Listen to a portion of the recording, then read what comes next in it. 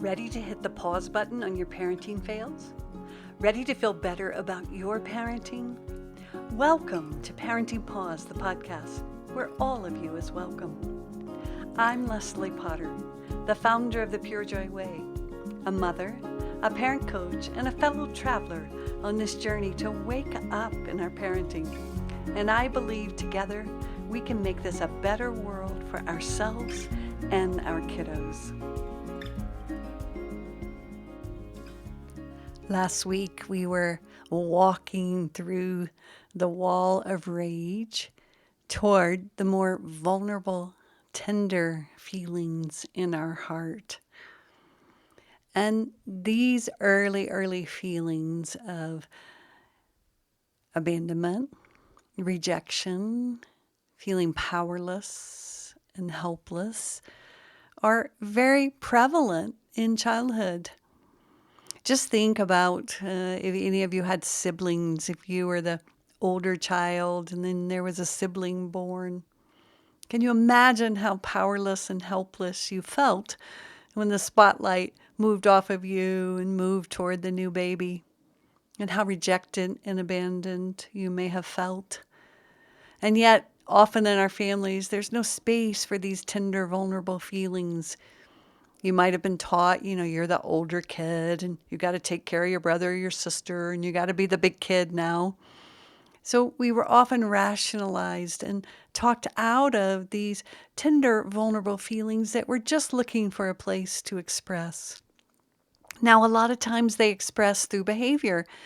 And if the behavior was intense behavior, if it was aggressive, or if it was whiny or acted really needy, again, the behavior was often consequenced or punished or focused on, and no one really began to recognize the core of that behavior were these tender, vulnerable feelings. So, of course, those negative feelings that we call in our culture, they get a bad rap. Who wants to feel powerless or helpless or rejected or abandoned, right? And if this happened a lot when you were a child, of course you're going to want to protect your children from having those feelings.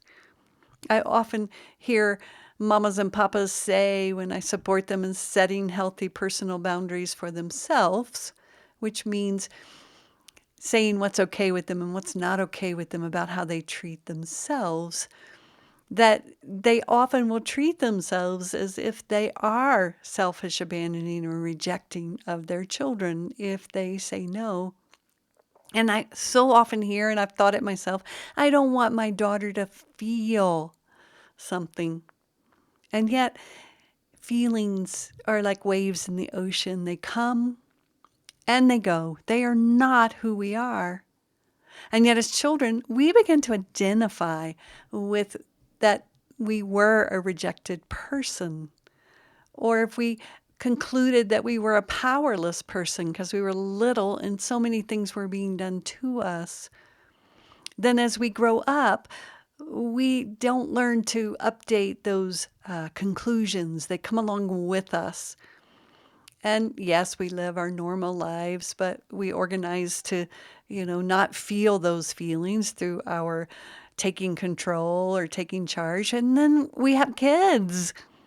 And our kids are, let me tell you, they're just little feeling machines. They've got waves coming and going all the time because there's so many things externally that are activating their little nervous system, which is very, very young. So you have this ocean that's, waving a lot, and they don't have control over those waves. And yet when those waves come out, when they feel powerless and helpless and act out and get aggressive, then that activates all those feelings inside of us, and we'll often meet their aggression with aggression. And then we just go round and round and round the mulberry bush, as I say, that old song, right? You just go round and round and round and round in a negative feedback loop. And there doesn't seem to be any way out. And then we begin to feel those feelings of hopelessness. So if you're identifying with this at all, and as I speak, you begin to feel those feelings of hopelessness again, let me remind you that it doesn't mean that you are hopeless. It means that you're feeling hopelessness.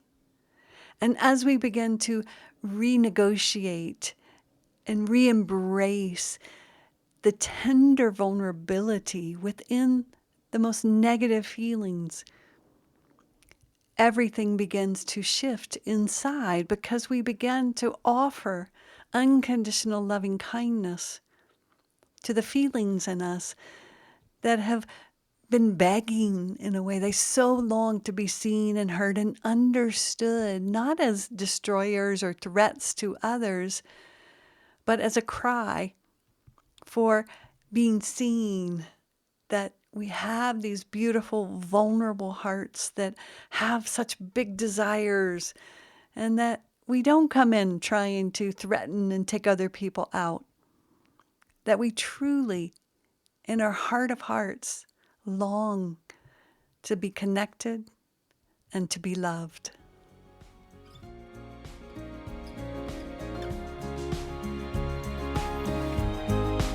Thank you for listening to this episode of Parenting Focused. If you enjoyed the episode, do me a favor and share it with your mama friends.